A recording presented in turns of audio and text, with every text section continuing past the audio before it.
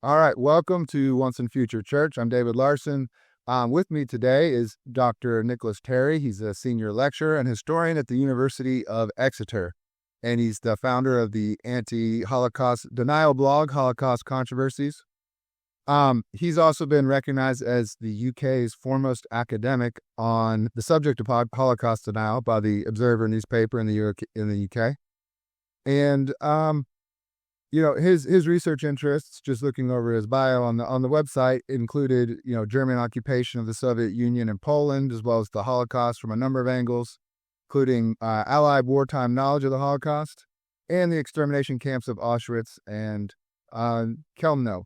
So thank you for being with me today, Nick. Thank you, David. So for my audience's sake, you've seen me spend a little bit of time on anti-Semitism in the traditionalist Catholic world, and I want to focus more broadly on Vatican II and some other topics, ways that the church can engage with the modern world. But this topic has gained my interest a lot, just seeing how much it's talked about. And one particular area of interest that keeps coming up in the anti-Semitic kind of conversations among traditionalists is that they will demonize or even deny the Holocaust. And so you see this with Nick Fuentes, Candace Owens, the Avoiding Babylon podcast, Father Mawdsley, E. Michael Jones, and a lot of these thousands of other smaller accounts that swirl around them. So I thought we'd invite on our own Nick and have someone discuss these topics who has actually studied them at kind of a deep level to see kind of what the truth is, or what research suggests on some of these accusations around the Holocaust that get tossed around. So just to start off, let's talk a little bit about the Groyper movement in general and Nick Fuentes. What are you seeing, Nick, on you showed me some interesting numbers from the Manhattan Institute and some other information about Nick Fuentes. What are you seeing in that area? Well, I think this has been bubbling away for almost a decade or more. You can go back to, the sort of first Trump campaign and the alt-right, and, the Unite the Right rally in Charlottesville, Virginia in 2017. And there was a lot of condemnation of the fringe elements, the neo-Nazi elements, the explicit anti-Semitism that was being voiced by what was then perhaps a minority. Now, fast forward, or not quite a decade, and it seems as if a lot of the guardrails that were there within the sort of broader Republican conservative movement might have eroded. But also, I think that it's maybe a generational change that we're seeing with the polling. Older generations seem much less anti-Semitic, maybe also less inclined to support certain conspiracy theories. The younger generation, both on the right and the left, is perhaps more prone to buying into certain conspiracy theories, more willing, especially after October 2023 and the, Gaza war starting, then to voice anti-Semitic attitudes. And I guess also probably just, we've just sort of moved on. I mean, a lot of the war generation that was around, they passed away even before the pandemic, and of course in the last, few years. So we're kind of really seeing potentially a real shift in terms of how those recent events have been kind of remembered and also how they've been talked about. And I guess the other thing that's interesting, the Manhattan Institute polling showed that there was maybe a third of Republican voters they called kind of new Republicans, and they were more diverse. They were kind of maybe more Hispanic. There were much higher prevalence rates amongst the Hispanic Republican leaners of anti-Semitism and other attitudes than there were amongst white or church-going Republican voters. So those are kind of interesting demographic shifts, which are kind of ironic because, of course, the hardcore that's been there all along, including Fuentes and the other kind of leaders, are blatant racists, and they probably haven't really changed their views that much, whereas there's maybe a sort of different climate in which suddenly this seems to have bubbled up, become more talked about, more, maybe more popular. But I think, to what extent it's more popular, well, that's, of course, what does it mean when people say something's been exaggerated? I don't know. I mean, I'm not quite sure that's the same as what some of the hardcore types would agree with. Yeah, somewhat those numbers were discouraging. As somebody who considers themselves conservative and generally votes Republican, discouraging to see, oh, the tent has broadened to bring in a bunch more, people of different races, and that's going to be a good thing. But then you see, actually, these new Republicans, they have a lot more progressive ideas. I mean, you can call them progressive, but I think, some of the fascist ideas had a lot of overlap with the Indeed. communist ideas. So just because they want a big government that controls, the economy and this and that doesn't necessarily mean they consider themselves left wing. They might be coming from that big government from a far right view. But I thought it was interesting that it was, 17%. That was kind of not a number that I would consider huge. If 65% were against anti-Semitism, pro-Israel. And also some of the way they phrased that were, if you consider Israel colonialist, there could be some people in there that might say that it aren't so anti-Semitic, maybe. I don't know. There's some wiggle room there. But I thought that was interesting. But the generational difference, so these people coming in were a lot younger that are more likely to have the anti-Semitic opinions. And I was curious what you thought, almost the narrative of the Holocaust, and that's some of the books like E. Michael Jones and Father Jim Mawdsley. They use that term, the Catholic anti-Semitic people, of the Holocaust narrative, because they see it, and there might actually be a little bit of truth to it, that, some of the politically correct, some of the far left stuff, they've used the Holocaust in so many ways for everything from animal rights to, whatever you want to say, then it's almost seen this is a tool that's being used against us. So if we can find a way to, this and slavery are kind of these two different ones.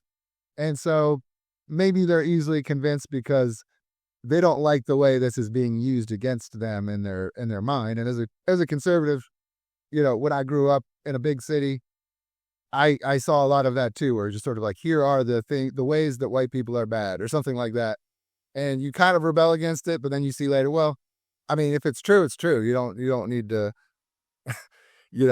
try to disprove something just because it might reflect poorly on your civilization. But yeah, I mean, there's a lot of ironies going on because, firstly, I think the kind of rise in, mainstream awareness and discussion of the Holocaust was actually kind of depoliticized and kind of more focused on, the human element, the human story of like survivors and rescuers. There was actually probably a real, especially in America, I think a real kind of influence from, the general religiosity and kind of spirituality in America. They're kind of looking to the Holocaust as kind of a morality play. And I think that had, that sort of remains kind of a big part of its wider appeal. But it's also true, of course, that, certainly it's potentially politicized. But I think a lot of the people reacting against it are kind of using it almost as a substitute. They're really kind of more wanting to attack something else. Now, it could be, like you say, they want to, they're upset about the way that African-American history or slavery is clearly much more prevalent in teaching schools culture and much more third rail linked to, like the offense of racism. But it could also be that, that's coming at it from either like a sort of traditional Catholic perspective, reacting against the, Catholic Church's apology for, and kind of efforts for reconciliation, for Jewish-Christian reconciliation, reacting against Vatican II and everything that's come since then. Or, of course, most recently, then the Catholic Church, Pope Leo is, now almost the sort of anti-Trump figure leading the kind of, subtle protest against the anti-immigration turn that's going on at the moment. But there's also, I think, a white nationalist streak, which, goes back, they kind of almost blame Jews for everything bad that's happened in the last 60, 65 years, perhaps since civil rights. Again, you see the displacement going on, so they're kind of that's, the early 60s and the mid 60s being seen as this kind of original sin for everything that's gone bad in America or other societies, reacting against the reform to the Immigration Act in 1965, which, that was a Jewish Catholic, national security state, Cold War, everything going on across the world influenced decision. It wasn't something that was just the Jews. But of course, they want to rewrite history and blame it all on the Jews. And I think that's pretty typical. What's interesting to me, I guess, from some of the Catholic groups is the way they're looking at the Jews is also the way that the Jews and the Catholics were both kind of put in this box in early American Protestant society, where Exactly. they were both not quite with our society. They were both a little sneaky. They both had a little bit of, like, the Catholics had this, allegiance to Rome, that they could be trusted. So it's interesting that maybe Your loyalties. I mean, that's standard accusation. This goes back just like in Bismarck's Germany in the Kulturkampf, like blaming the Catholics for being loyal to the Vatican. I mean, this goes back 150 years, really. And, the know-nothings in American history. Exactly. absolutely. This, is when the Jewish question that was before World War II, people would use that term a lot. I'm actually seeing people use that term again, which is sort of disturbing, because I think what they mean by it is there is a cabal. Nick Fuentes has talked about how these people should be put to death, but there is a cabal of people who practice sex magic and weird rituals, and they're behind a lot of what's going on in the world. I guess, could you speak just, I don't think there's anything to any of that, but what do you think it is about the Jews that get this attention just time and time again? I mean, it's hard for me to listen to their case that they make and actually be able to identify anything. It just kind of falls through my hands. Like, okay, there's a lot of wealthy bankers and lawyers. Okay. There are a lot of WASP, which is an American term, I think, white Anglo-Saxon Protestant. There's a lot of WASP, wealthy bankers and lawyers. Like, I don't really, do you know what it is about the Jewish people that attract these conspiracies like that? Well, that of course is a far bigger question than anything we could probably solve in this podcast. But I'd say, firstly, there probably is a sort of specifically religious anti-Semitic logic which is underpinning the views of some of the contemporary Holocaust deniers that we see in the Catholic world. And that almost then just sort of attaches itself to these broader conspiracy ideas about, the Jews being identified essentially with modernity, with anything modern, anything to do with change. And that really is what we see with the rise of modern anti-Semitism from the 19th century onwards. And after 1945, when a lot of these theories would appear to have been discredited because of the Holocaust, then you see, and I guess this is where Holocaust denial comes back in, is the sort of secondary anti-Semitism, as it's sometimes called, but the kind of resentment of the Jews for supposedly having victim status because of the Holocaust, and then because they supposedly earned this, that, and the other, whether it's compensation claims for having been robbed, or indeed the foundation of the State of Israel. Now, that then sort of seems to almost go flip-flop with whatever other conspiracies ideas are coming in. So what you said about Fuentes, this idea of sex cult cabals, I mean, this is QAnon territory almost. This is the sort of thing that Candace Owens would also probably lap up and maybe argue. So those ideas, they can sort of draw, I mean, it's, I think, this is the sort of thing about conspiracy theories. It's like they're often called syncretic, which is, they just synthesize things from wherever they can get them from. And so, the kind of, anti-homosexual kind of scares that have kind of rocked Western societies from the 19th century to probably the last few recent decades, just kind of morph into like moral panics about pedophiles, which of course has been a big thing debated regarding the Epstein case, and in recent months. Of course, that's like just another stage past the QAnon conspiracy, which was going around 5, 6, 7 years ago. So yeah, I mean, Fuentes is actually quite clever. I mean, he can sometimes sound quite reasonable, and then he'll just sort of revert to being completely back guano insane, and it's very odd. Like people I know tried listening to him have kind of come away repulsed, and then other times he's quoted as being, "Oh no, I'm not against." He's almost accepting if you've been born here, then he's happy with you. It doesn't matter what color you are. So he's very inconsistent, but he's in a sense quite clever at that.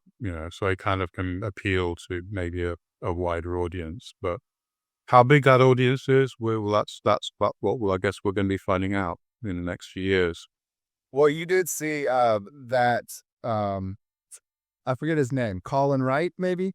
Yeah. Who had that expose, I guess, on the Twitter, how he's so popular on Twitter, and that 97% of his early tweets, the thing that got him to launch to be picked up by the Twitter algorithm, were from engagement farms, and the majority of those engagement farms were from Pakistan, India, and Nigeria. So yeah, I saw Elon Musk respond to that study by saying Nick Fuentes is a Fed because maybe somebody out there is paying for these giant engagement farms to boost him more than Elon Musk or anybody else. When he posts something, I guess maybe they would argue that he might just have a lot of fans in Pakistan and Nigeria and India. I don't know, but it does seem very interesting. Moving on, I guess, to some of these more specifically Catholic reactionary groups, the SSPX and the Sedevacantists, some of that came out of the Second Vatican Council. And it seemed like, there was a few documents in the Second Vatican Council, as well as the new form of the Mass that happened a couple years later, that caused, Marcel Lefebvre to start this SSPX movement. But when they were trying to come back into the church, one of the SSPX bishops, Bishop Williamson, started going around Europe and making a big deal about how the Holocaust is overblown. Only 300,000 people died, and it wasn't even on purpose. And that ended up blowing up the, bringing the SSPX back into the Catholic Church. So they're still not officially part of the church because largely of them not wanting to accept the narrative of the Holocaust, and also Nostra Aetate, which is the Vatican document about other religions, including largely about the Jews, and how it says pretty explicitly in there, you cannot blame the Jews for Christ's death, and even all the Jews of that day, that that's wrong to do, and you shouldn't come up with conspiracy theories about them or blame them for vast things. And that's an official, ordinary magisterial document that holds as much weight as things like birth control or other. So it's a undefined traditionalists that are maybe really strict on a bunch of other Catholic ordinary magisterial teachings, yet they feel very comfortable ignoring that. Yeah. Well, it's also interesting that if you look at the history of Holocaust denial, then this sort of trad Catholic set of vacantist kind of streak really didn't really emerge until quite late on, so really the last couple of decades. I mean, Williamson, was sort of just plucking, what other deniers were saying. I mean, there were, I think evangelical creationists like R.J. Rushdoony kind of, back in the early 70s, which were, he'd somehow encountered some of the early revisionist so-called literature and was touting Paul Rossinier. But, I mean, I guess that's maybe more that, for a lot of them, they probably hadn't really encountered it. And also maybe despite what was being said in Vatican II in the debates over Pope Pius XII, and obviously that was a big media issue in the 60s already, then that really hadn't sunk in. And it was only kind of when they realized that the Holocaust was now a kind of permanent part of Western culture after the 80s, I guess, that they decided they wanted to kind of react against it. Maybe the ones that broke early were just so theologically opposed to any kind of reconciliation with Judaism that was enough for them. but then they kind of felt the need to add further strings to their arguments, and that's when they kind of adopted and absorbed Holocaust denial, like the late Richard Williamson. He only died, I think, at the start of this year, if I'm not mistaken. So he passed away.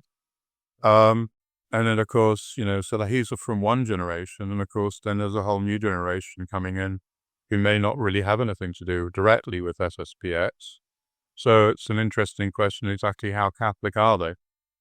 I mean, they say they're Catholic, but I'm not, it's like, are they really Catholic? I'm not really quite sure, I guess they're not officially part of the church structure, but maybe they'll, that's another topic for another day, I guess. But, so I'm curious. So you started this, with maybe some others, this website, Holocaust Controversies. And would you say a little bit about what as a senior lecturer, as a historian at a UK university, what drew you to do that and to study this, but also how that website came about? Well, it goes back to the spring of 2006. I was literally waiting for my PhD oral exam and at a loose end, and I was Googling, and I was trying to find out more about Auschwitz. And at the time, Google was presenting a lot of Holocaust denial results. And so I, at the time thought that this was even bigger than perhaps I now would see it as. So I kind of just encountered people on the internet on various forums. So my colleagues on the HC blog, and we basically just put together a platform at a time when, I think after the David Irving libel suit against Deborah Lichstadt in early 2000, which Irving lost, I think a lot of people in the mainstream thought that Holocaust revisionism was over. And it definitely it was a huge blow to it. But with the advent of Web 2.0, then there were all kinds of different places on the internet where things were, happening for, where revisionism and Holocaust denial were being spread below the radar.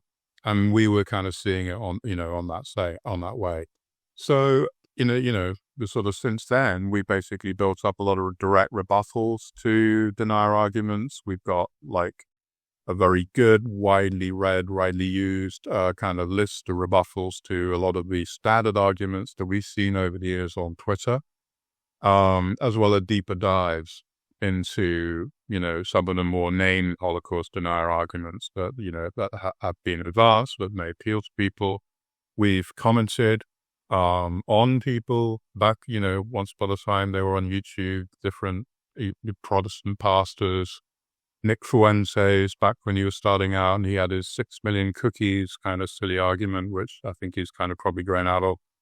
And it's just sort of become a really interestingly widely used resource. And that I think has been something that's been really pleasing to see. It's kind of people, when they are trying to rebut arguments by deniers, a lot of people I've seen writing Substacks in the last year or so, commenting on these more religiously inflected deniers. So a lot of Christians, some Catholics as well, been using us. And I think that's just been a really pleasing kind of outcome to sort of see that we've kind of created a pretty good resource, and obviously something that, hopefully will stand the test of time.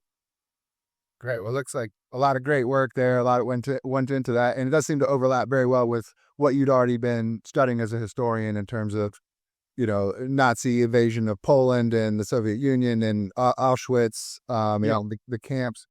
Now, I guess what are some of the main arguments or the main ones that you see in terms of Holocaust denial, conspiracies? I think the most common one is disputing the numbers. So querying whether it's 6 million, coming out with lower claims, so 300,000, I think you mentioned earlier, is one kind of claim. There's like a document that's kind of misused and misinterpreted from the Arolsen archives from the Red Cross, which kind of counts death certificates that were issued, and supposedly by concentration camp. But what it kind of doesn't explain is that these are the ones where people had requested them. And of course, actually, the majority of Jews in the Holocaust didn't die in concentration camps at all. About 80% died elsewhere, so there would have been no death certificate. So it's a complete, red herring. But I guess this comes back to what is it about the number? And obviously deniers have a variety of arguments about what is it. They kind of imbue 6 million with more mystical significance than I think anybody in the mainstream does. So that's definitely one of the things. We can come back to those sort of details later. I guess sorry, but on the numbers, I did see maybe on your site that there was initially much higher estimates, maybe like 12 million.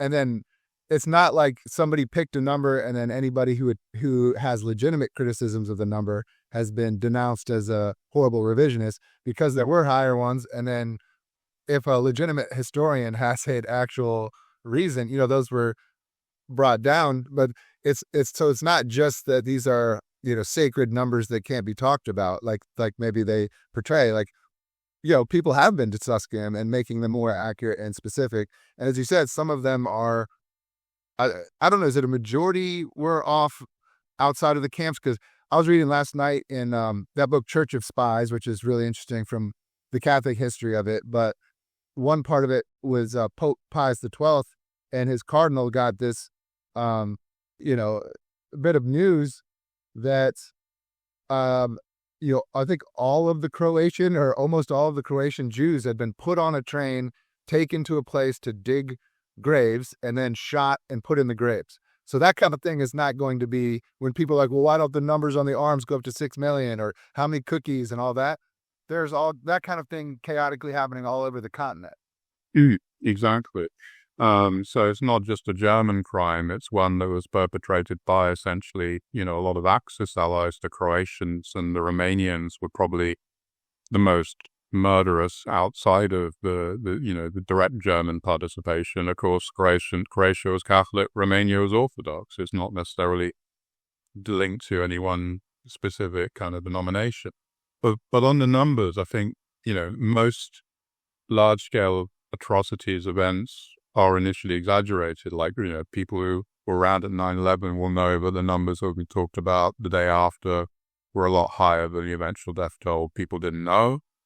So the camps, you add up all of the initial overestimates of the camps before anybody had seen any of the documents and could calculate who'd been deported from which country, then, those really added up. And as soon as people started getting better evidence, then those numbers came down. The other way was looking by country. So there are only so many Jews in Croatia or France or Germany. Majority of Jews who have been killed in the Holocaust are obviously living in Poland or the former Soviet Union. And, that was where, the population estimates kind of for Jews in Europe were passing 6 million well back in the 19th century. By the turn of the century, then basically saying 6 million could almost be a way of saying Jews in Eastern Europe. Except, of course, that, you go back and look at the papers, then people were also saying 5 million or 4 million or 7 million. So it wasn't like something that was mystical about 6 million. And then, of course, if it's confirming this total, then why is it that historians, like probably the main example is Raoul Hilberg, who in Destruction of European Jews, published in 1961, he came out with 5.1 million. And, looking at the numbers again, back in 2006, I did the same in response to some people on the internet. And I basically was like, well, it's probably 5.3 to 5.5 million. So it's not like 6 million is something that's got to be committed to. And there are plenty of other cases. The Rwandan genocide, the official kind of rounded number is 1 million, but most scholars would probably say it's about half that. Yeah. And then in the expulsion of ethnic Germans in Eastern Europe, that, the standard figure from the West German government was 2 million dead. And actually then they had secret studies that showed it was about a third of that. And so these rounded numbers, you obviously can't take, another one is a lot of people kind of go banding things. Stalin killed 20 million or communism killed 100 million. And these are random numbers, but are actually usually exaggerated. So people can be skeptical of the random numbers, but then when people have looked at them and actually done the breakdowns, then actually it is quite close. It's over 5 million Jews that were exterminated, murdered, starved by the Germans as well as their allies. And I don't know if they really wanted to meticulously and very conservatively estimate it down to 5 or 4 or even, honestly, even 300,000. That wouldn't really make it this plank in their, they're trying to have this fact in their worldview that they can build off of to say it wasn't a big deal. It's still, even if it was 300,000, I mean, Americans talk about the Battle of Wounded Knee, where there's a massacre that, I don't know, a couple hundred people died, or, the Salem witch trials, which, I don't know, 20 people. So there are things in history that we talk about as atrocities worth talking about. We're far fewer than, even if it was 300,000, like that wouldn't really make it not worth talking about or not something to care about. So it seems like they're trying really to get it down to this little box that they can just put on a shelf and forget about. But yeah, it doesn't like about and ultimately mostly by denying any genocidal intent or any kind of, the deaths that they accept will be from disease. So deniers also really love kind of pretending that Auschwitz was some kind of holiday camp. I mean, here in Britain, we have this kind of chain called Butlins, which, was legendary in the 50s, 60s, 70s, and, they kind of say, oh, they had a swimming pool, they had a library and all these things. What they kind of forget is that this was all for, the sort of German prisoners who were like the functionaries. They weren't for the Jews at all.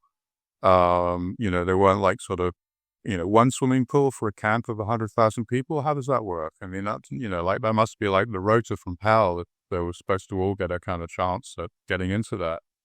So that, they kind of really try to sort of downplay the sheer harshness of conditions in not just the concentration camps. They also ignore the horrors of the ghettos. They ignore so much, about what exactly happened to European Jews, in the 40s, in the war. So what are you saying in terms of the camps? Because I hear a lot so we covered the fact that a lot of times people wouldn't end up in camps. They would just force them to dig mass graves, kill men, women, children, elderly, is what I read about the Croatian ones and other ones in Netherlands. And they would just have people get in the grave, shoot them, and cover them up. So they never went to camps. But at the camps themselves, what are kind of conspiracies are you hearing people say about how maybe, as you said, maybe they say, oh, it was nicer. They had a library and a pool, maybe whatever. But in terms of how maybe people didn't even die there or things of that nature. Well, I mean, obviously, a lot of this goes back to the liberation of the concentration camps in Germany and Austria by British and American forces. So British memory, it's Belsen, American memory, it's Dachau and Buchenwald. And these were just concentration camps. None of those camps had gas chambers set up for extermination. There was a chamber built at Dachau for medical experiments, but there was nothing to do with the Holocaust, nothing to do with the extermination of the Jews. The extermination was happening further east. So Auschwitz-Birkenau, that was where 1 million Jews, so, not quite 20%, died in the Holocaust. But then further east, you have places that are technically camps, Treblinka, Belzec, Sobibor, Helmno, where basically these were not really, they had barbed wire, they had guards, but they were, had no labor function. They were just pure extermination sites. And that's where like another, well over 1.5 million died. And then at least 2 million were shot across the length and breadth of Poland, Yugoslavia, and the Soviet Union. Hundreds of thousands died. You mentioned the Croatian example. Jasenovac was a Croatian concentration camp, no gas chambers. A lot of the killing happened with axes. They were really liked bare-edge weapons in the Ustasha in Croatia. They really liked just using axes and knives.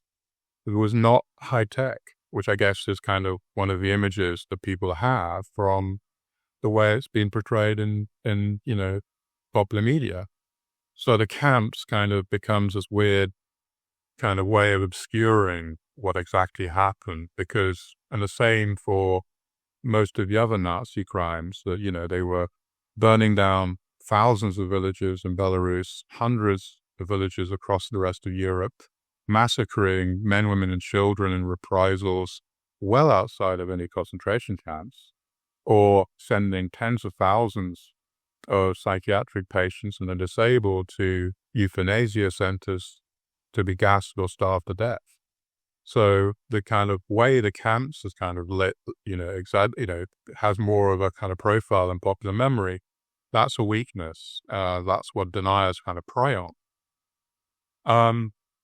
One thing that they do then, and they kind of do this going back to a time in the 80s when, in popular understanding, Auschwitz was even more prominent than it is today. It's still obviously the best known Holocaust-related camp.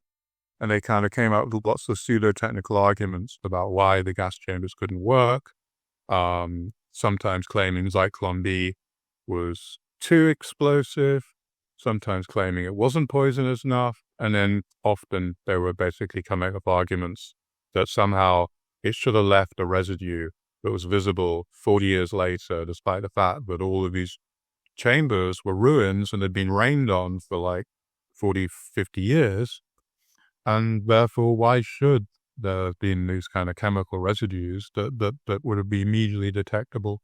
So this is the kind of argument that was then pioneered by Fred Leuchter, with the help of Robert Forresson, for the trial in Canada of a German American, a Canadian denier called Ernst Zundel in 1988. And Leuchter was laughed out of court. He actually was no engineer. He was actually, his degree was actually a history degree. He had an undergraduate degree in history of all things. He wasn't even a technical expert.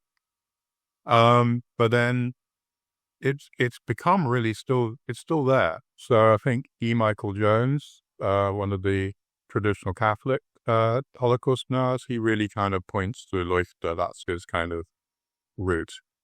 But then a German revisionist, Germar Rudolph, who's still around and still is basically the most active in the denial world now, tried repeating the experiment in the early 90s. And that led to his career as a revisionist and a publisher. And so it's either like Leuchter or Rudolph, but the argument about Prussian blue. Supposedly, if you gas something with hydrogen cyanide, it automatically stains, which is clearly not true.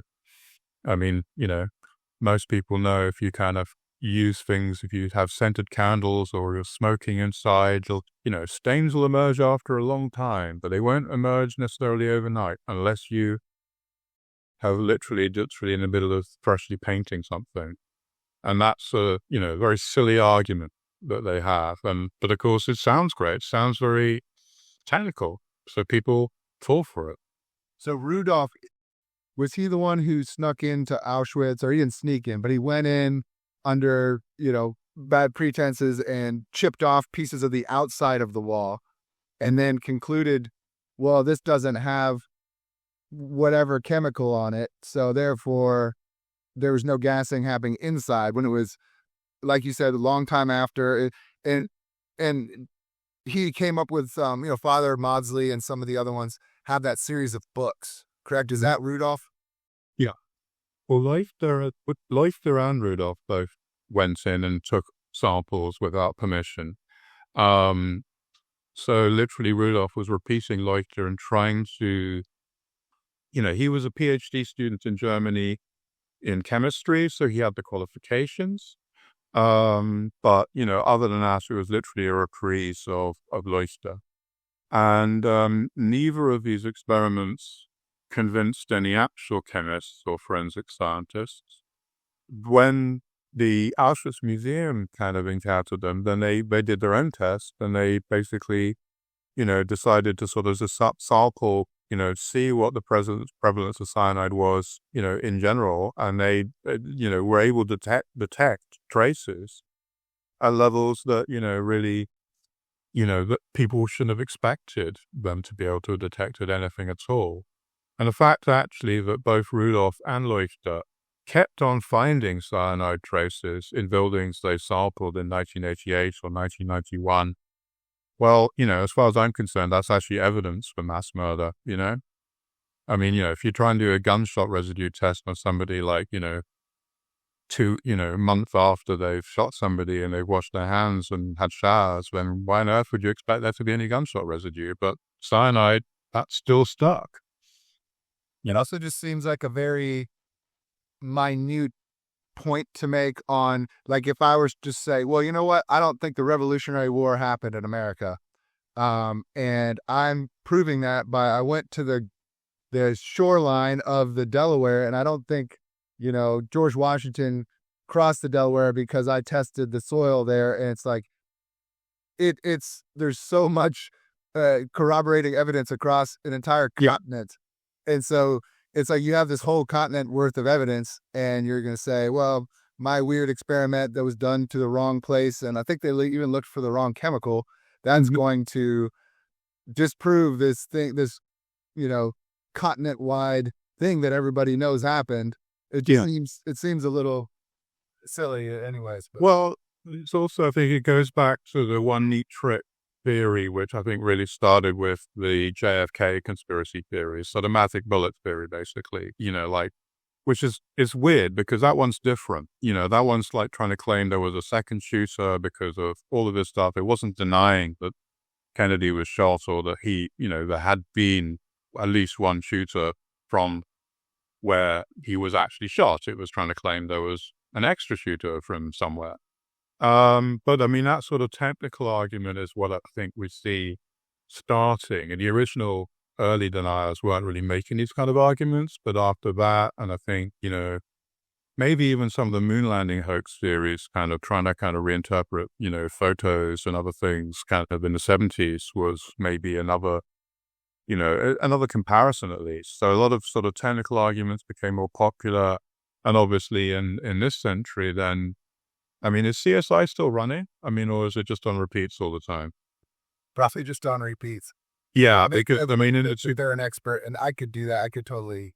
Yeah, so there's definitely a CSI effect with a lot of this kind of in the 2000s, which I think kind of lingers on. And I mean, even think about, it was after Rudolph and Leuchter, but think about the OJ trial. Like, if the glove doesn't fit, then you must acquit. I mean, it's that kind of Deus ex machina kind of like, we have this magic explanation that somehow waves the wand and it just, poof, everything disappears. It's magical thinking, basically. Now, what other, so, there's the stuff at Auschwitz. I also hear about the door. I don't know much about that argument, but I've heard online that that's one frequently made, that something about the doors makes it not able to hold the gas or. Well, I mean, there's a couple of arguments because they're also made about the camp at Majdanek, which is in Lublin on the Polish-Belarusian border. And at Majdanek, there were lots of potential, the investigation arrived and, they kind of looked and they thought that some were gas chambers. Actually, there were just delousing chambers, but there were actually gas chambers. So there's at least one room which then is kind of misrepresented as being the gas chamber, and it isn't at all. And it's like, I think the wooden door has a window in it. So that's not even like a gas-tight door. But the gas-tight doors that they had, they were made out of wood, but they were reinforced and they were lined so that it would be gas-tight. And we have the orders for them. We have, from Auschwitz, we have the actual receipts from the craft shop which ordered them. And in fact, what's ironic is there's even a surviving note for the orders of other gas-tight doors saying, gas-tight doors for this delousing chamber, as with the doors for the special treatment of Jews. And special treatment was a term they used, like, for a euphemism for execution. So the doors they were actually asking for actual delousing chambers were to be modeled on the doors used for executing people. And that, so wooden doors, I mean, it sounds like a real kind of thing. Hey, giant graffiti clay, look, whoops, wooden doors. As if some There are wooden ships, that cross the Atlantic and were able to keep out water. Like, you can do things to wood to make it very tight seal. So it's not like you just put two by fours there. And Yeah. But so the most extreme one is the one where there is a door and it has a window in it. And obviously that one wasn't used for a gas chamber. So that's like a straight up misrepresentation. So they find maybe something that was an early, misrepresentation, accidental misreporting early, and then something it was later corrected, but they'll stay with, they're pretend like it had never been corrected or something. And that kind of thing. Yeah, that's a very common tactic. So I mean, this is very typical of conspiracy theories. So they'll, like, all conspiracies are super devious when they need to be, but also super incompetent so they can be detected by the people that want to spot them. So, and the fact that, they also have this thing where they want to blame the conspiracy on the Jews or another group. And of course, then, what if the investigations weren't done by the Jews? Well, of course, the Jews are sort of in the background somewhere. So that's, I think, the other thing. And that's the kind of thing they have. And there's a phrase in philosophy and logic, which is called the Mott and Bailey argument. So you basically, like, you defend the Mott and then you retreat to the Bailey. And of course, this is very typical. You kind of like do the limited hangout of, you kind of say, well, maybe it's like this. Somebody refutes you, then you retreat to what you really want to hold. The other hand, it's also like, and again, this is a term that I remember reading and seeing when people were discussing the 9/11 conspiracy theories in the mid-2000s. So again, all of that was going on when we founded the blog. And they kind of died off pretty quickly, but it was a real education in just how these people kind of don't think. And one of the things that somebody said on an internet forum, R. Mackey, he was a NASA, literal rocket scientist for NASA. And he called it an irreducible delusion. So it's like figuring out what people's irreducible delusion is. What is their sine qua non? What is their kind of thing that they cannot get past? What is their original dumb idea that led them down this garden path? And of course, that could be, in the case of, the Catholic Holocaust now, something to do with Vatican II or theology. In the case of white nationalists, it could be something to do with immigration or race. In the case of other people, it'll be something else.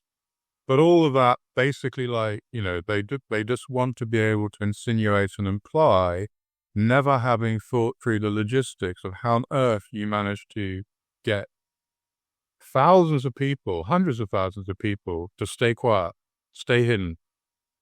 They never have an explanation for what happens to the Jews who are deported to these camps. There's millions of them that somehow vanish into thin air, and somehow they just blend into, end up in Florida, apparently, or, they kind of end up going all the way. Some of these kind of people say they went into Russia and then they all left via China, or they left, in some weird direction. They come up with just bonkers ideas about just to explain away what they can't explain.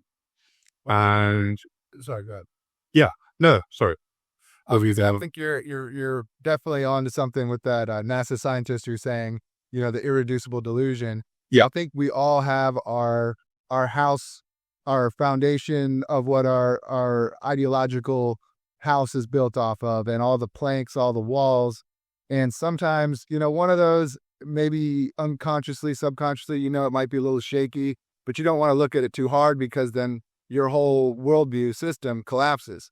So I think a lot of people have built these structures in their minds and they need all those planks. And it would be a very inconvenient fact if, instead of being the sneaky ones behind all the world's problems, the Jews were victimized, in World War II. And so they have to somehow pretend. It's very interesting to me that the Jewish people were in a position somehow at the end of World War II to have that much power in all of these countries where they had just been wiped out. How did they go from just the worst position possible to being in charge of everything, to control all of these receipts that you're talking about, the receipt for the door, and all of these interviews with German soldiers and all the stuff that had to be manufactured to make the Holocaust narrative happen. Somehow they were able to put all that together after being in the worst possible position in all these countries. What do they say about that at the Nuremberg trials and all the evidence that comes out? Do they have some explanation for how all this data seemed to be manufactured so quickly from a people who, the moment before that had no power at all? Well, I mean, it's the usual. I mean, there's a sort of anti-Semitic kind of explanation for organization, like instead of the Peter principle when somebody gets promoted to the level of their incompetence. I don't know if you've heard that one. Yeah. Then there's a kind of, I guess, I'm not going to call it, but let's call it, flippantly a kind of Shlomo principle where like the highest ranking Jew in any organization is the real, he's the one actually in charge. Doesn't matter if it's a janitor in the White House, they'll still be in charge. So, I mean, obviously, with the trials, with the evidence, all the trials are show trials, all the witnesses are eyewitnesses. A lot of that's very knee-jerk. So, I mean, I kind of have a soft spot for kind of seeing how people try to explain away these inconvenient facts. Like, how could the American government keep aliens, Roswell or whatever it is, covered up for all this time? And you kind of realize that it's just not possible. Or, how could this have worked? And it just doesn't work. But what I think they also do is they project our position about the Holocaust back onto the past.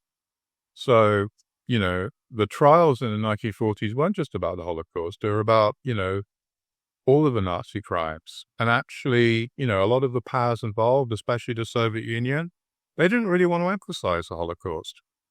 So, a lot of, all of the main international prosecutors at Nuremberg, the French, the British, the Americans, and the Soviets, by the end of the Nuremberg trial, they'd heard all this evidence, and all the prosecution closing speeches all mentioned the extermination of Jews. At the start of the trial, the British and the French had not mentioned anything about them, because they were interested in other crimes. They were interested in other things. The Americans and the Soviets had done, but they hadn't given it quite the spotlight that people think they did. They think they did. So, and I think that goes all the way through. Think about the fact that the term Holocaust didn't catch on until well into the late 60s, really. In Yiddish, it was the catastrophe, Churban. And obviously that was the same in Hebrew, Shoah.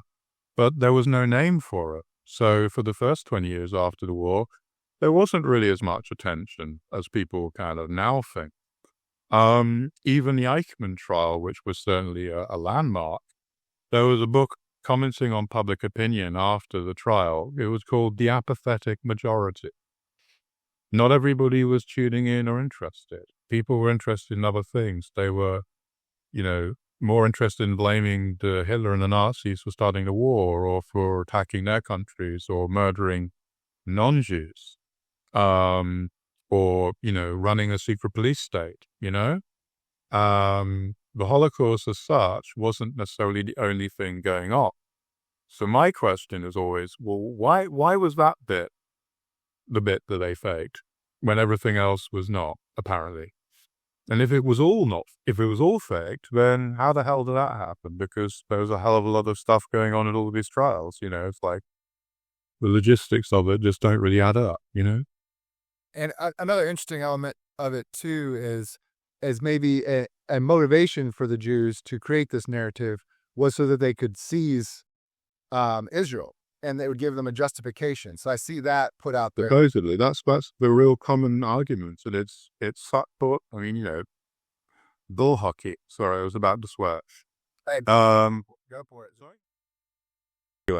Anyway, there's actually a kind of interesting crank track that somebody put out about 20 years ago. Adolf Hitler, founder of Israel, and it wasn't actually, wasn't like because of the Holocaust. It was because basically hundreds of thousands of German Jews were driven into emigration, into exile, made their way to Palestine by the start of World War II immigration was of such where there were hundreds of thousands of Jews in Palestine, probably that was already at level of viability. No matter what happened, who else was let in or not let in after 1939 all the way up to 48, that was probably a country that was going to survive.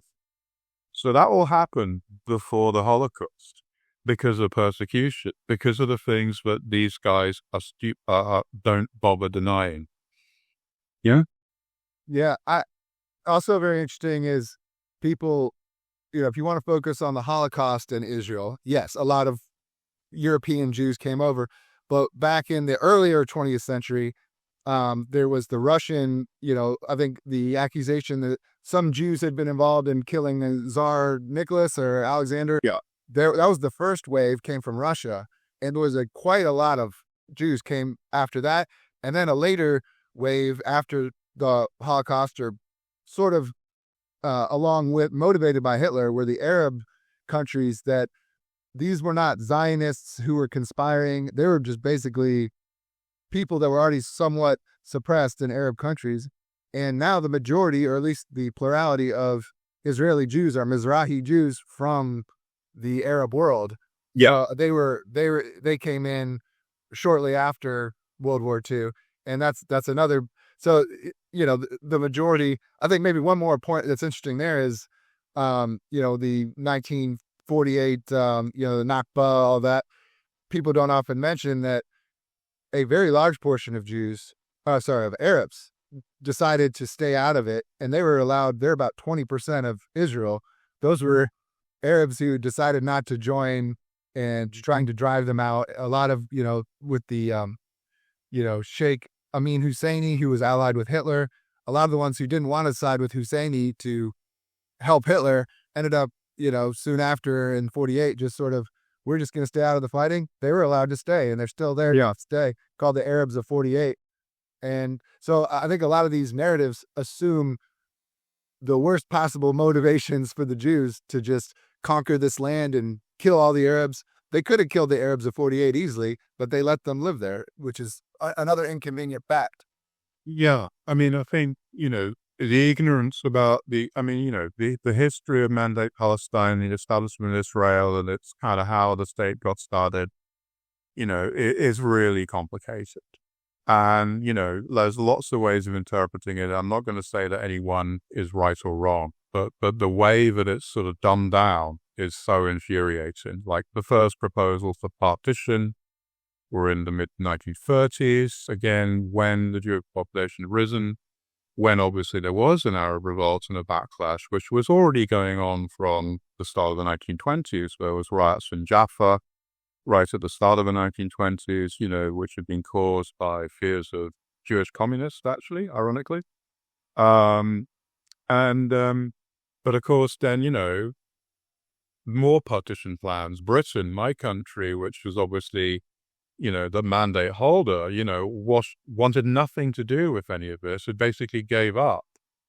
And of course, we were also the people helping prosecute the Nazis and, at Nuremberg and in other trials. So that's a disconnect.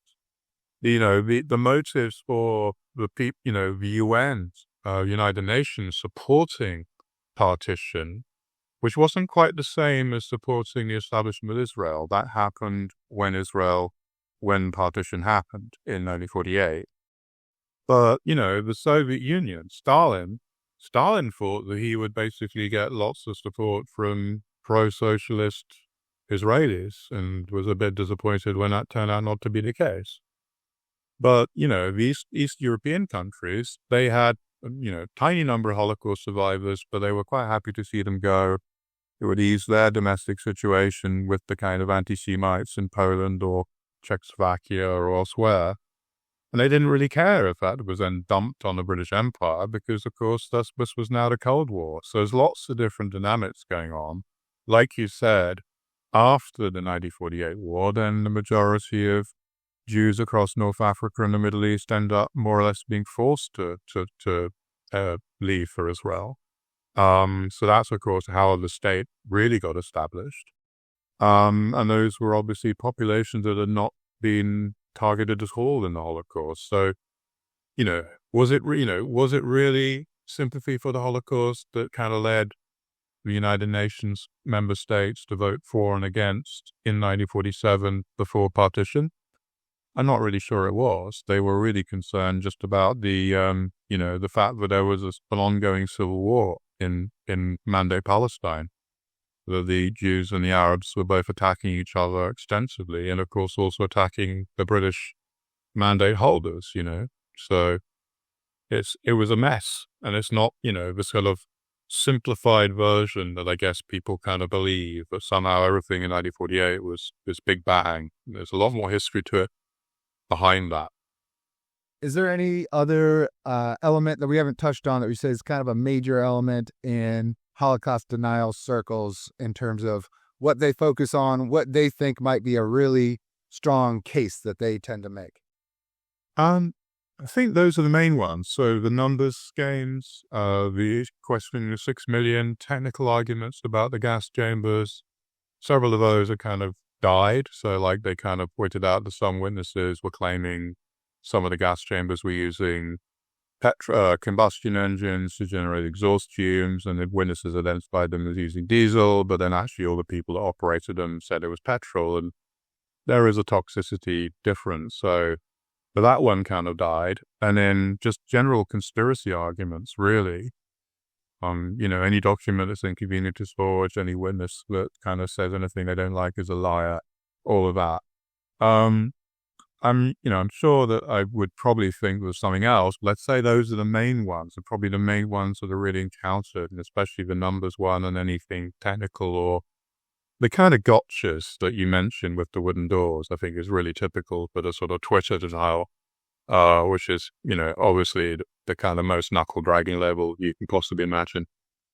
So, I guess most of the scientific avenues that the Holocaust deniers have tried to go down, you mentioned earlier that it seems like they've reached dead ends at this point, and so Yeah. Tom said there's not really a great path forward necessarily, but it seems like it's one of those that might live on, kind of like 9/11 conspiracies, that some people have that in their ideological structure, as we talked about. Yeah. And it's a plank there, and they're not necessarily looking at the most up-to-date studies on the thing. They're looking at the original thing that was published by, the different, was it Rudolph and those guys? Yeah. And they're not looking at any rebuttals. And so do you think what do you see as the future of Holocaust now? Do you think they're going to try to find new planks, or are they just going to hope to live off the fumes of early arguments that didn't end up panning out? I think they're going to live off the fumes, because we can see that. I mean, it may be that it needs to lie fallow or be like a cicada and go back into hibernation for however many years and come back out and start cricketing again. Because, you think about something like the Atlantis myth. I mean, Ignatius Donnelly's, book on Atlantis was a huge bestseller in the 1880s. And then maybe it was like different times, from the 50s to the 2010s when suddenly this suddenly becomes fashionable again. So it could well, I would think that it could well come back in the future, maybe maybe in reaction to however it is that the Holocaust is playing out and interpreted in the mainstream. Because a lot of this is a reaction. What's really striking is how what was the original Holocaust revisionist movement, and this is the real disconnect that I've been wrestling with for about 15 years. So denial on the internet is still clearly around. There are still, podcasters and influencers, people who read these old books, that are kind of, somehow these old books kind of have staying power, and they convert a few people every year, it would seem. But the people who are actually writing the books, they're all just dropping like flies. They're basically down to about 3. Yeah, literally it's Germar Rudolph, who's the publisher and editor of the Holocaust Handbook series and written several. There's a guy called Thomas Dalton, who is a kind of mid-60s academic. And then there's an Italian who's never been in academia called Carlo Mattogno, who's going to turn 75 in January. And so, and his co-author, Jürgen Graf, died this January again, at 74. Most of the big names, Zundel, Forreston, all of these people who were around in the 80s, 90s, Williamson, again, they all just passed away. And so it's like an army of tweeters, of kind of people of, an army of fans who have no generals. And, in a sense that, can you really equate Nick Fuentes with Arthur Butts or Robert Forreston? Clearly not. But of course, he's got a huge influencer profile, which I guess is kind of just the way it's going to go. So, but I think that's the way politics and media has gone. I mean, people have been saying this about, we've got this new, very fashionable leader of the British Green Party, Zach Polanski, who's recently got himself into, he kind of makes lots of gaffes and faux pas, but he's still hugely popular with people who want to vote Green. And yet, he's like an influencer. He's not even like an old school politician. He might have actually had a clue or an idea, or maybe even be able to write an article or a book, And so I guess it's like, is this, somebody said he's a post-literate politician. And I think that we're into this post-literate world of Holocaust denial, where it's really, people can refer to Leuchter and Rudolph writing 30, 40 years ago, and they'll probably do so in another 30, 40 years as well. But will they come up with something else? I don't think so. And you mentioned Rudolph. Some of these people are dying and others are, Rudolph being one of the main three. He just got, I think, not too long ago, deported out of the United States because he kept, I guess, getting arrested for being naked in playgrounds at early morning. And so he ended up being kicked out of America. No, I mean, he hasn't been deported. He did get this misdemeanor conviction because he's got children with, American children, and he's still got a green card. He's not actually been allowed to be a citizen. He's in his early 60s. Now, I've got to be fair to him. I mean, it's a bit like with Fuentes. I mean, Fuentes occasionally comes up with some quite good lines in comparison with Candace Owens or Donald Trump. And Germar Rudolph is disarmingly candid. He's actually really interesting to listen to when he explains how difficult it is for him to operate his business publishing books. He's had real problems, but he's like super candid. It's great, it's great for us, for me, because I can, he tells us everything that's going wrong. So there was I had an internal falling out, a feud about two Christmases ago. So they were literally knocked out, like all of their websites were offline, kind of like in, Christmas 2023, early 2024, but they kind of got themselves back on their feet. They're still going. And I think he will still be going in a good while. But at some point, he'll have to kind of admit that what he's got, he needs to, it'll need a refresh. It'll need, or it'll be like he just lives off the inheritance and he'll just be on the podcast interview circuit, which I think he's been on for a long time already. Anybody who'll have him, he'll just be able to go on there, talk, give a lecture, maybe convince some people. It's like keeping the ball in the air when you're playing volleyball or, in the swimming pool, or whatever. It's just like, as long as you can keep it in the air, then it's all fine. And that's kind of how I see it now. But on the other hand, the idea is out there. And I think that, through people like Fuentes and others, then some people will decide, yes, I'll endorse that. I'll say that I think it's exaggerated, or I think it's a hoax. And then maybe 5 years later, they'll be all sheepish and be like, yeah, that's a real idiot. So there's a lot of people out there who have bought into this over the last 20 years. And I'm not sure they're all still believing it. Able to come back from. There's some things you can say, oh, I believed this and now I've shifted and I believe this. Like, it's just kind of free market economics and now I'm more for tariffs or whatever. But it's tough to probably get a job. I think maybe the reason some have to go all in further and further and further on it is it's tough to maybe get a job if somebody your potential employer can look you up and it's like, oh, you've been talking online, you made a big, YouTube show and social media platform about how you think the Holocaust is fake and Jews are evil and all that. kind of hard to come back from that. So I think, I think there's people are kind of devoted to it. They're kind of stuck in that lane almost. Yeah, it could be, but I think that's where it's interesting how relatively few cases like that we see. There's a lot more anonymous denial. People on social media, their handles you don't know, they can go and claim the Holocaust was a hoax in any kind of Twitter, Instagram replies they want, and as long as it's not associated with their real names, then they can just get away with it.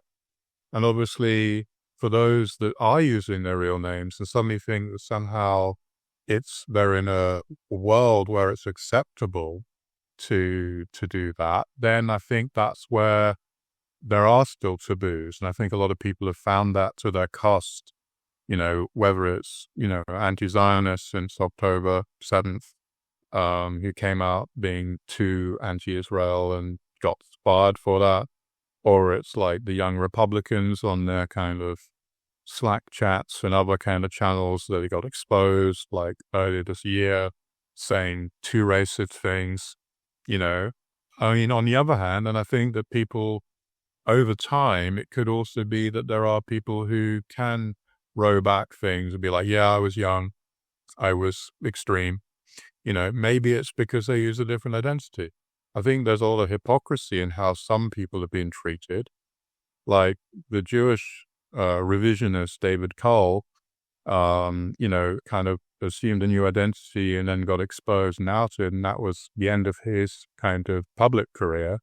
And he's kind of been almost blackballed, and he's still kind of out in the cold. And then meanwhile, somebody on the right, like Richard Hanania, kind of got exposed as having a previous identity that was much more racist than his current attitudes are. He apologized for us, and he's been accepted, and that's okay. I mean, I'm all for forgiveness. I think that should be you don't need to be a Catholic or a Christian to actually appreciate that forgiveness is actually, I think, a value we should be encouraging if people are going to lose their minds, as so many people have in the last 15 years on the internet. Somebody turns around and says like, yeah, I used to believe in QAnon, but now I realize it's all stupid. That's growth, Yeah, I agree. I think that's exactly. It's also, very Christian attitude, but just a practical one too, because if you permanently set these people as, untouchable for, they can never work again, they're going to go further and further into these communities where, they have to support each other and, hold on to these views. So I do think probably there needs to be a way back. I did find one comment from, I think it was the CEO of Google, Schmidt, I believe is his last name, former CEO, but he said he thought people who are alive now in this first generation of the internet should have the legal right to change their name, because he's like, I don't think everybody knows just how you're not really going to be anonymous. There's going to be a way to see everything you did very easily. So all these people who think they're anonymous online, he's like, that's actually not going to be the case. Your IP address is going to be easily searchable. Your kids are going to see everything you ever did. And it's, it's going to be embarrassing for everybody, because it's kind of like we all thought we were anonymous, and it probably won't end up being that way. But I do think we should be forgiving to people, and hopefully that can get them back towards sanity a little bit. But I do want to let you go. You've been very generous with your time, and I just wanted to give a little bit of a counter, because a lot of these edgy shows on the Catholic world, on sort of traditionalist stuff, they seem like they're trying to be cool and edgy and all of that. But I just, point number one being the Catholic Church is actually pretty strong that you can't hold these beliefs and be in good standing. And point two, as you wanted to say, it's these views are also bullshit. They're not based on anything worthwhile, or there's no cover up of these facts that are the real facts, anything like that. Yeah. No, the Nazis did, with a bunch of allies, kill, if not 6 million, then 5 something million around there, and all over. Yeah. Then people should be not trying to diminish that fact or pretend like they can see the Jews as some conspiratorial force that's creating narratives around it to their benefit, that human beings do horrible things. It's not like you have to be ashamed of who you are. But you should realize that some people, in Western civilization have done horrible things like in other civilizations, and we can build from that. Is there any last word maybe you have before we bring us to net? No, I think that's probably enough. I mean, I guess it's interesting how this, encountering all of this stuff, way back, almost 20 years ago now, led me down not just that rabbit hole, but pretty much every single other rabbit hole ever. And, in a sense, it became like light relief to kind of look at, all of these other conspiracy theories and ufology and you name it. I mean, it's so similar. So the sort of patterns of thinking or not thinking are pretty much the same. And, obviously I'm very skeptical of pretty much most conspiratorial claims. Of course, but even I'm not, it's like eventually you will encounter something that you yourself will be like, no, this has probably got something to it. I don't know. It's a bit like we should be more forgiving of people who are, entertain some of these ideas. But I guess it's a bit like, if you go past one or two, you probably should reconsider your life choices. Exactly. Why is it that, I don't know, you have, there's these crisps in Britain called Pringles, which come in tubes. And the slogan was, once you pop, you just can't stop. And that's pretty much conspiracy theories for a lot of people these days. They'll just believe everything, like vaccines are evil, Trump won the 2020 election, whatever it might be. And, we know that nearly all of these things are complete nonsense. We also know that it's not something that's restricted to the left or the right. And I think that's probably the one thing that, or to the religious or the non-religious.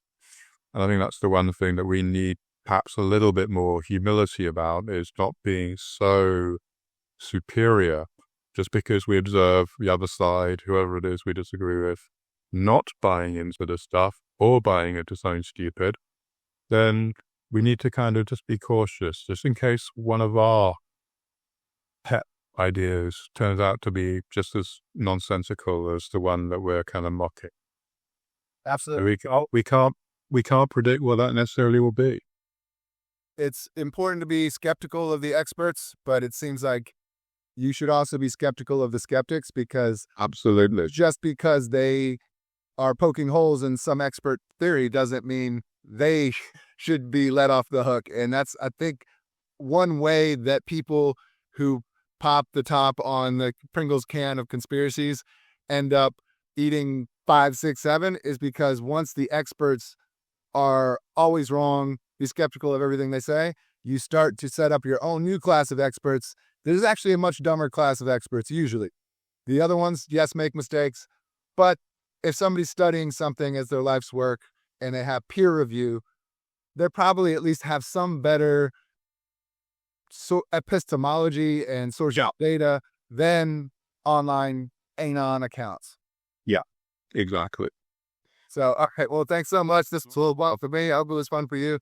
And I hope everybody out there enjoyed that. And please visit Dr. Terry's website, Holocaust Controversies, and follow his work. He does great work, bringing some light to the dumb opinions and the conspiracies that might seem attractive at first. But we forgive you all if you're falling down the rabbit hole, but please come back out. Okay, well, thank you.